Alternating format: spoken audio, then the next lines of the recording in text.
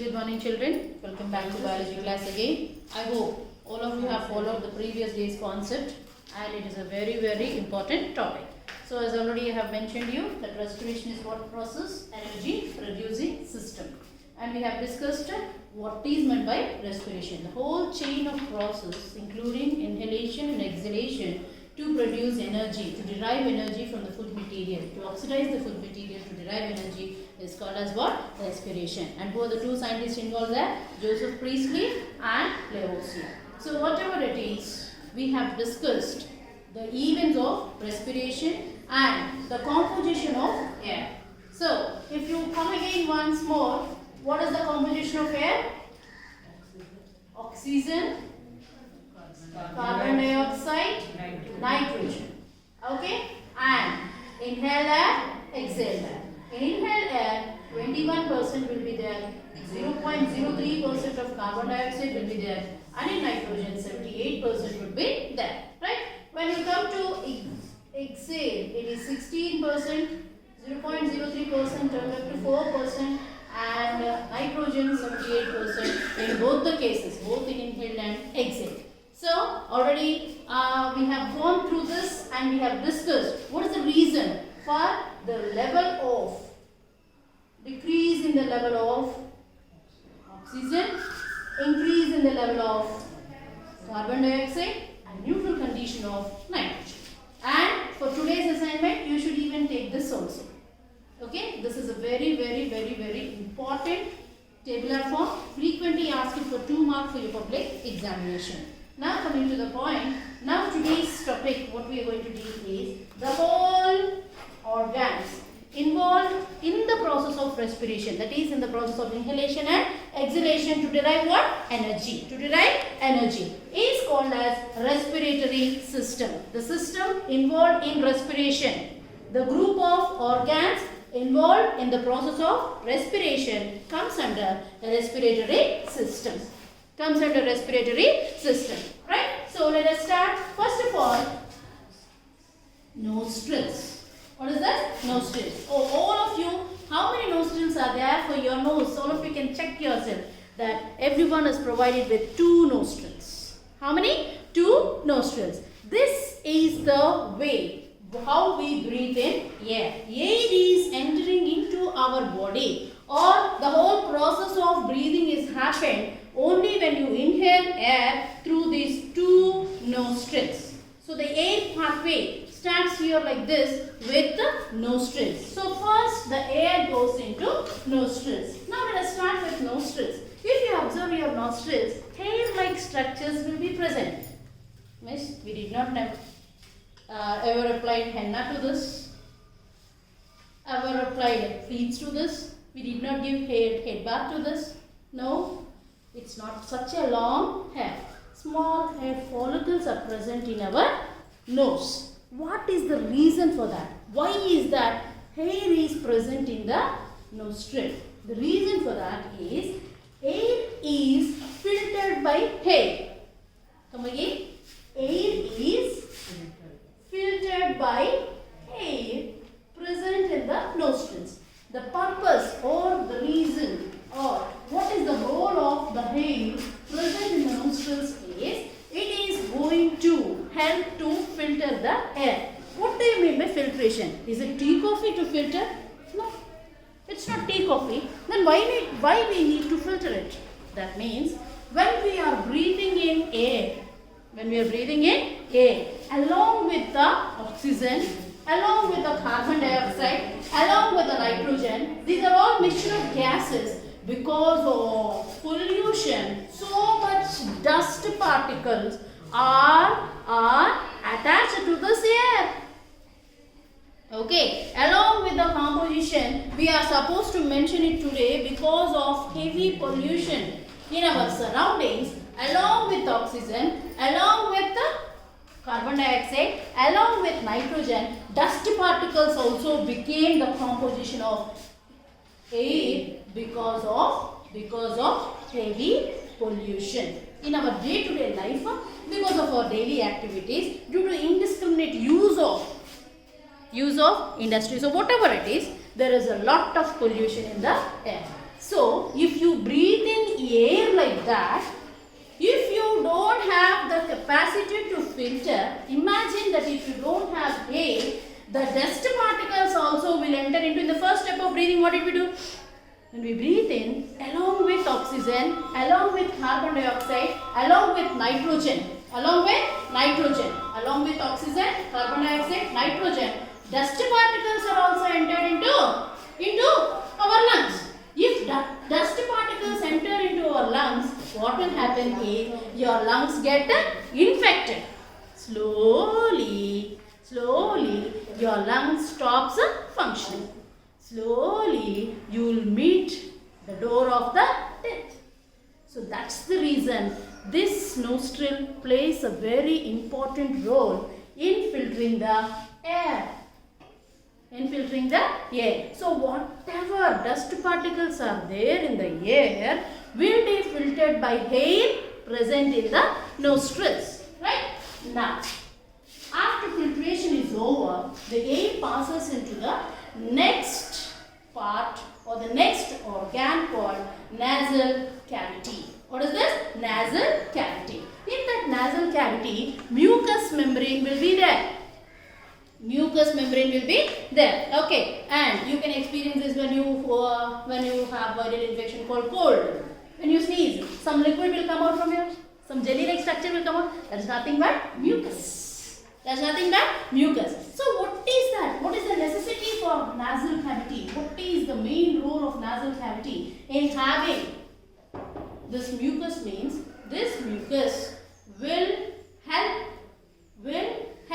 the air to be humidified. What do you mean by humidifying? Humidifying air means, so air will have certain temperature, but it should be matched with our body. So, bringing the temperature of the air close to our body, which is matched to our body, is nothing but humidifying the air. So, that process would be happen in nasal cavity. So, you got my point, I think. So, first of all, we will breathe air through nose. It will enter into nostrils. Now, the nostrils will have hair-like structure. The air will be filtered by hair. Okay, and next, after the filtration, it will be passed to nasal cavity, and that's the reason when you take bath, it's must that you have to clean your nose. Whether you are suffering from cold or not is none of our business. You are living in a polluted atmosphere. It's must when you are taking bath, you are supposed to clean your nose. Why is that? Because almost all air what you are inhaling is being filtered. That means so much dust particles will settle on that hair. So when you wash out, that dust particles will move away. So it's must that you have to clean your nose when you are taking bath. Right? So nostrils, hair is present. That hair is filtering the air. And second concept, nasal cavity. In this nasal cavity, what is happening is it is humidifying the air. And next, pharynx. This is the common passage for both food and air. That's the reason I have mentioned this part even in your digestive system and also respiratory system. This is the common passage for both air and food. That means food also will pass through pharynx, air also will pass through pharynx.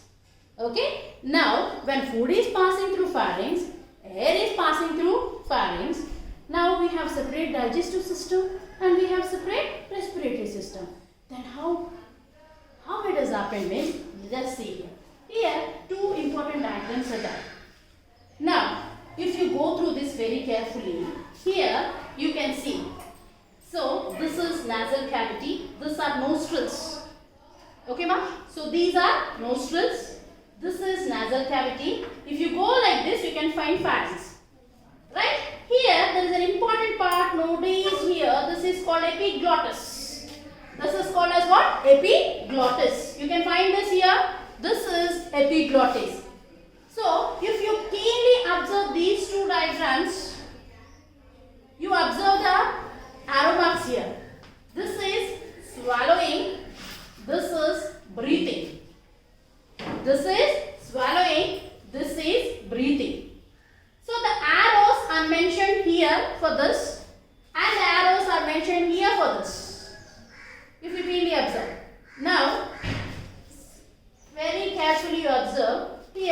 pharynx is there.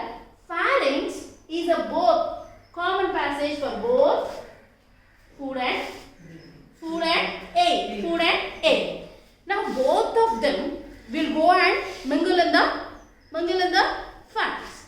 Then a structure called epiglottis, what it will do, you know? What it will do, you know? It is like a traffic constable.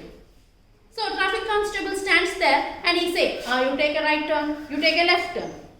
Right? Like that, in the same way, if it is food, you go this side. No. It is air. You please go this side.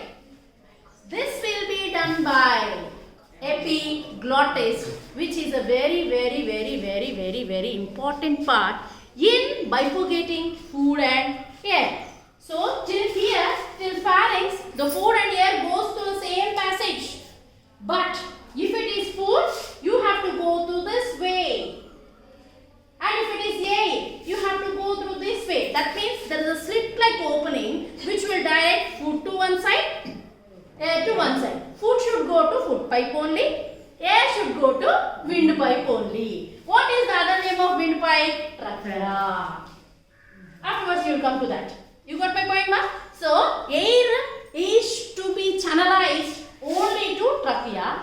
Food should be channelized only to food pipe. That is nothing but esophagus, which I have mentioned you in your first unit. Okay? I hope you got this. And so many of you will get it out. What do you mean by? So suddenly when you are eating, when you are drinking, okay, suddenly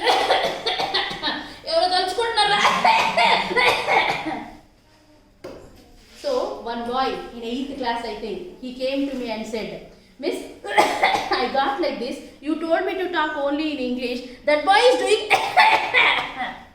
so he doesn't know the word what we have to use there. You know, that is called as choking. What is that called? Choking. What is that called? CHOKING. Choking. Okay? So, suddenly, when you laugh, when you talk, when you do some nonsense by eating, what will happen, you know? Air also, food also will have a pressure. And then the epiglottis will act as, so on this epiglottis, this is epiglottis, and there will be a lid over that epiglottis called glottis. Epiglottis is a lid over glottis. Okay? Epiglottis is a lid over glottis. This is glottis, this is epiglottis. So, when the food is moving, it should be tightly closed like this. When the air is moving, it will open like this. Close, open. In that way only, if it is food, it will go like this. If it is air, it will go like this. Suddenly, when you are talking, that means with the air, help of air only you are talking. That you will get in the next concept called larynx. Okay, you are talking, you are laughing, everything with the help of air only. So, when you are talking and eating, what will happen, you know? Suddenly, both the actions together will continue and there will be some abrupt in functioning of these two. So, suddenly, the food particle will enter into respiratory system. Will the lung accept the rice? Will the lung accept the food? No. Will the trachea will accept the food? No. So suddenly, that's the reason the rice plates or anything else will come out through our nose if you observe. How many of you have experienced this? I don't know. But this is the condition. Suddenly, if you talk, if you just have any abrupt change in your while eating or doing anything, so suddenly this food, actually it should go through this side. Suddenly if you talk or laugh or anything else, it will go this side. So it will go to where? So what will happen? You will get choking. So the rice flakes, everything will come out through your nose. Again, when you drink something, when you adjust your body for some while, that is called as choking. What is that? Choking. And this is a very important question. What prevents from choking? What is the structure? Epiglottis. Or what directs the food flow? Epiglottis. What directs the air flow? Epiglottis. What channelizes the air into windpipe, food into food pipe? Epiglottis. This is an important one mark question. Okay, so this is the role of pharynx along with epiglottis. Even though it's a common passage for both air and water, everything is doing its job perfectly just because of a specialized structure present in our throat called as epiglottis. Now, after that, in the respiratory system, you will have larynx. You will have what? Larynx. You will have what? Larynx. This larynx, the other name, the nickname for larynx is voice box. This is common passage for both, and larynx is called as voice box. However sweet you talk, melodiously Rajshekhar sir saying, or whatever this is happening is just because of larynx. Two vocal cords are present in our larynx. When you pass air, it will vibrate to create sounds. That is also called as sound box. That is also called as voice box. That is also called as stiff box-like structure, which will have vocal cords which will vibrate to produce sound. Now, you are able to listen to my sound. This is also an action done by what? Larynx. When air passes into larynx, in what way? So, what will happen? Two vocal cords are present in it. It will vibrate to produce sounds. This is a stiff voice box like a structure. So, this is also called as what? Voice box. Voice box. And immediately after that, you will have trachea. This is windpipe. This is windpipe. And now if you touch your trachea like this, see how many of you can touch? You can touch this and you can feel it is not soft. It is in a zigzag fashion, isn't it? You can touch it. Don't squeeze. Just touch it and you feel it. Okay, it will be in a zigzag fashion. It is not so soft. Okay, why? Because this is a long tube-like structure which will not collapse, which will not bend, okay, which will not droop. Okay, so what will happen, here for the support, C-shaped cartilaginous rings will be present to give support for that trachea, because it is doing a very important action of channelizing air into lungs. Even if it's a long tube-like structure, it won't collapse, or it won't droop, or it won't bend, just because of what? It is supported by C-shape. Which shape, ma? C-shape. Cartilage. Cartilage means you know it, no? Chicken leg piece, karkara, mokora, like that. So that one. Okay, cartilaginous rings. This is called as trachea, which will channelize the air into lungs. Till now, how much air is passed? How many parts we have touched means. See, first of all, the nose has two nostrils. The air has been passed into nostrils. What is present there? Hair is present. Hair will filter the air.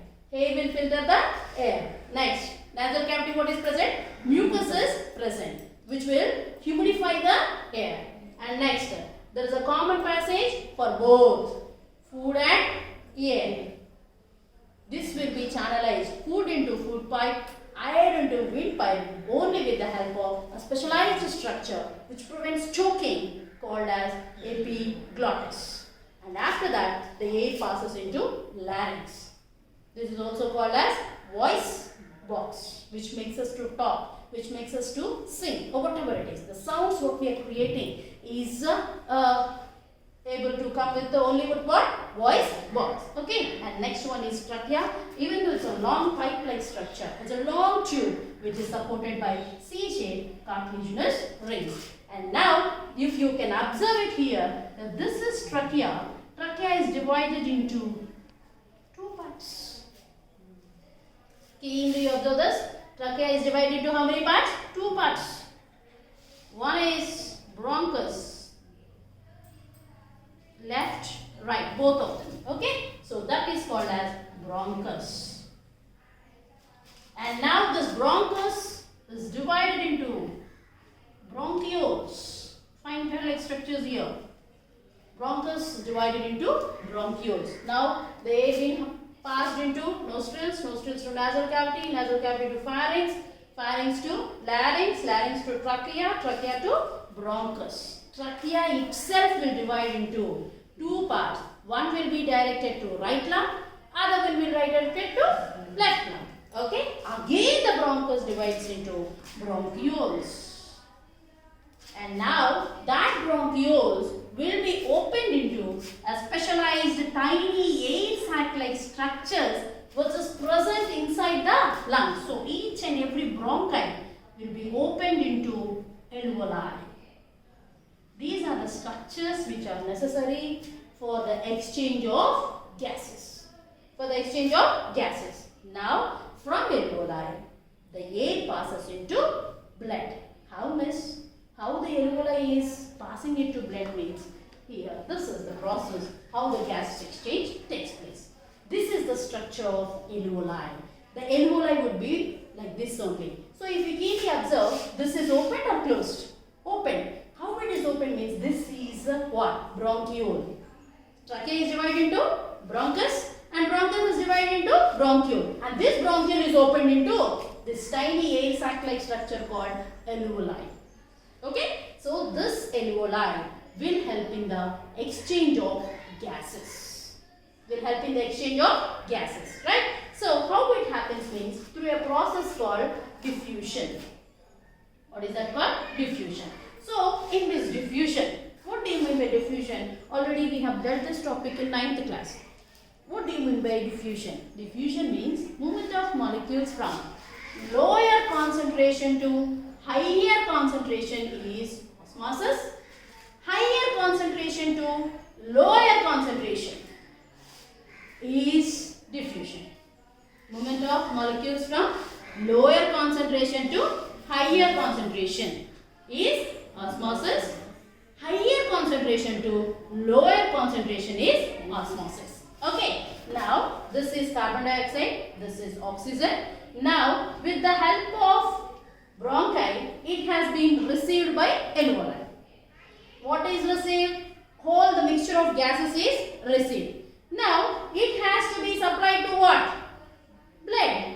With the help of what? Blood capillaries. You can see the stream of line is called as blood capillaries. Inside the blood cells are present.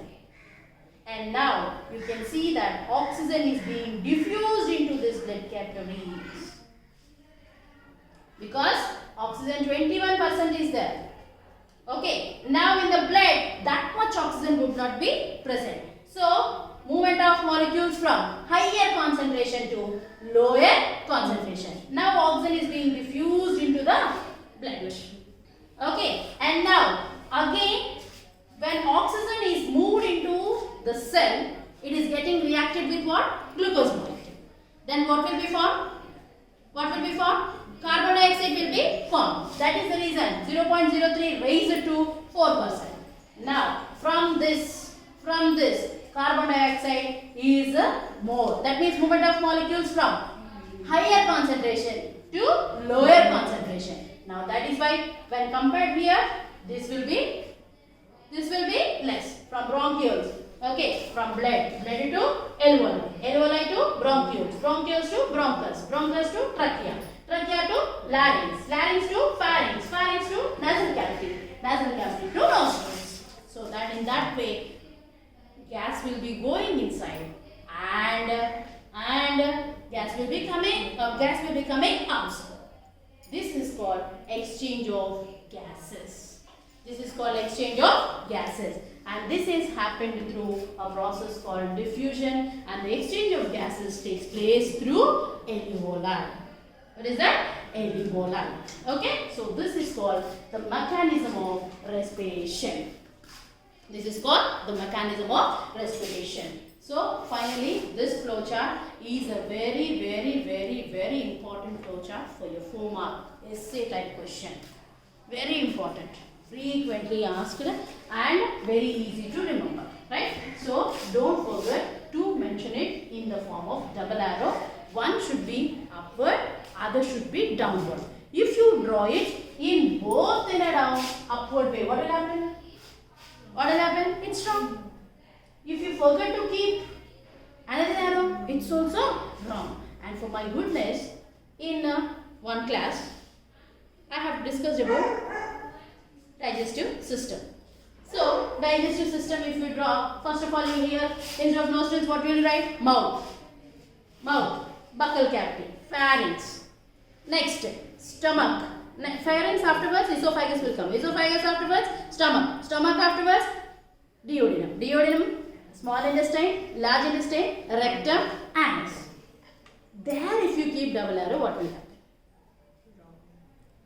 Is it correct? From anus, what will come out? Waste materials will come out. But one fellow, unknowingly, unfortunately, he wrote anus here and he kept double arrow. That means, when he kept double arrow, what will happen? From anus, it will go to large intestine. From anus, what will come out? Waste particles will come out. So, waste particles will move from anus to rectum. Rectum to large intestine. Large intestine to small intestine. Small intestine to small intestine to stomach, stomach to esophagus, esophagus to pharynx, pharynx to buccal cavity to mouth. So when you create mistakes in biology, they are not mistakes, they are blunders. So keep it in your remembrance, and when you are drawing in your exam, one should be colored with one pen and you can use pencil or black pen. You are not supposed to use red or green pens, take it consideration. So, one should be marked with blue pen, and you can maintain it with black pen. If black pen is not available with you, you can go one with black pen or blue pen, or else you can go with pens, anything else. But two different colorations should be there. That means exchange of gases. Exchange of gases. Exchange of gases. Okay. So, with this, we have completed the flow chart of respiratory system. This is also called as pathway of respiratory system. So for your today's assignment, what you're going to do is you should practice this respiratory system flow chart in a very neat and a perfect way, and practice this diagram also. So meet you back in the next class with further concepts. Thank you, children.